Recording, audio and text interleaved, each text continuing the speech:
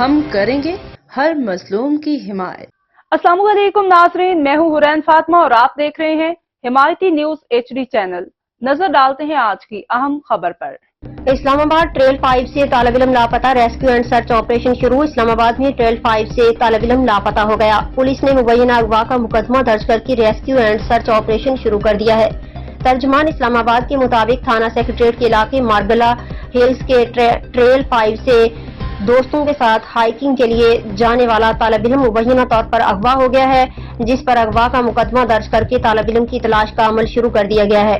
Police ترجمان کے مطابق مارگلہ ہلز پر ٹریل 5 اور ملحقہ علاقوں میں جاری سرچ آپریشن میں quick response team, Margalla foot patrol اور ڈرون کیمروں کی مدد لی جا رہی ہے۔ نوجوان کی آمد و رفت کے حوالے سے سیف سٹی کیمروں سے بھی مدد لی جا رہی ہے۔ پولیس کے مطابق طالب علم محمد طہا دوستوں کے ساتھ ہائیکنگ کے لیے ٹریل 5 پر گیا تھا، لیکن پھر وہ دوستوں سے بچھڑ گیا۔ طہا کے دوستوں نے گھر فون کر کے پوچھا کہ طہا گھر آیا یا نہیں۔